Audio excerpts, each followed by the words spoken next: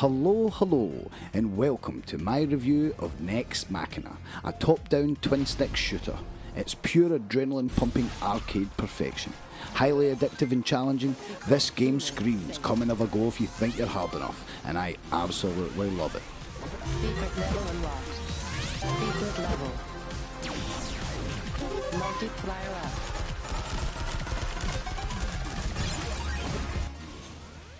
Now, before we get started, let me take you back to the early 90s, 1992 in fact, to a time when Bill and Ted were at the height of their popularity and Sharon Stone was busy flashing a rat in Basic Instinct. When awful bands like Right Said Fred and The Shaman were tearing up the charts, I was listening to The Prodigy and Ice Cube. The console wars were in full swing between Sega and Nintendo, and Street Fighter 2 had begun invading arcades everywhere. It was in one of these arcades I entered with a couple of quid in my pocket, eager and as excited as ever, carefully planning what games to spend my precious cash on. Of course, the Street Fighter machine was mobbed as usual, which wasn't a major loss as the machine we had in that arcade only had 3 buttons instead of the 6 needed. And it was the most expensive game to play. So it was then I was wandering around I spotted a new cabinet. Smash TV was the game in question, and the arcade cabinet certainly stood out. Not least due to the controls being just 2 joysticks, but anyway, I gave it a shot and instantly fell in love with the control scheme, and the future game show themed shoot 'em up. The similarities Smash TV and Nex Machina have are undeniable, and it's in no small part down to Mr. Eugene Jarvis, who helped make Defender and the original Smash TV, and worked as the creative consultant on Nex Machina, a fact I didn't know before writing this review.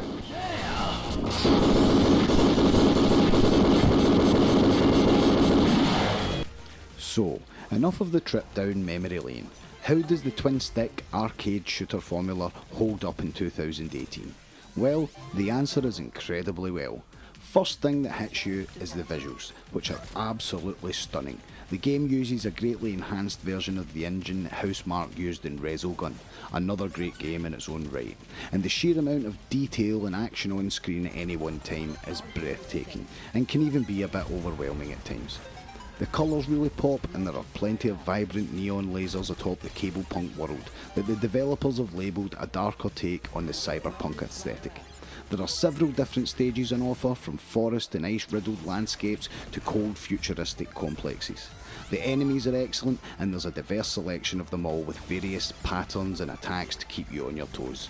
The effects here are great, and there's still something very satisfying about watching your enemies explode and disintegrate into what seems like a million pieces. The level transitions in between each mini area are fantastic and give you some great visuals along with just enough time for a wee breather before the next onslaught. The sound has also been nailed and is pure arcade bliss, and this has been honed to perfection over numerous games from Housemarque.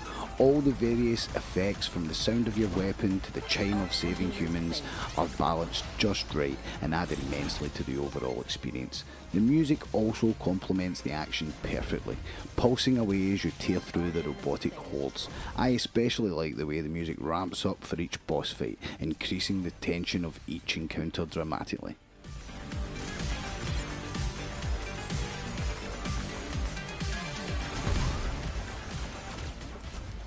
So, the way the game's set up is there are several multi-stage levels available in the campaign, which can all be played individually in arena mode once unlocked.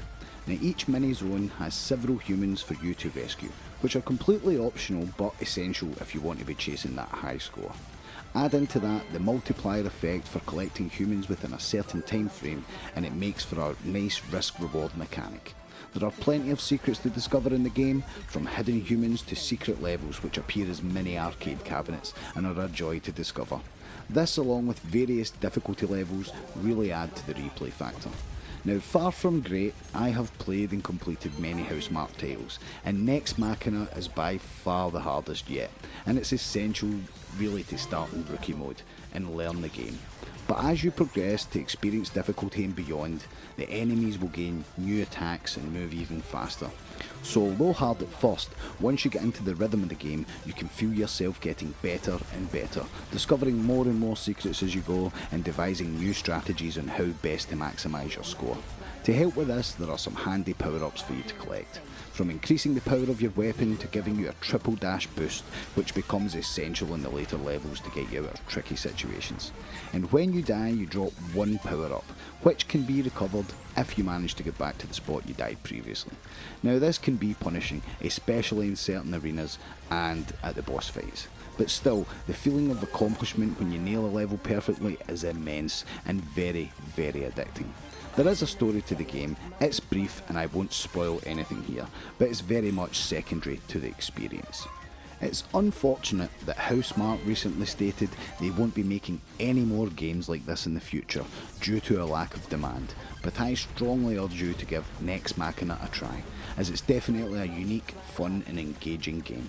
Made even better with a few friends in the leaderboards to compete with, the only thing I can really mark it down for is the lack of online co-op, which is a feature I really enjoyed in all the previous titles. Still, even then this game is a must buy for me and easily a solid 9.5 out of 10.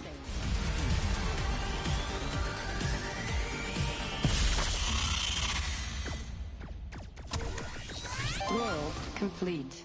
Well, that's my review in the books, and as always, let me know your thoughts in the comments below. And hit up that subscribe button for more reviews and features from the Drunken Celts in the future.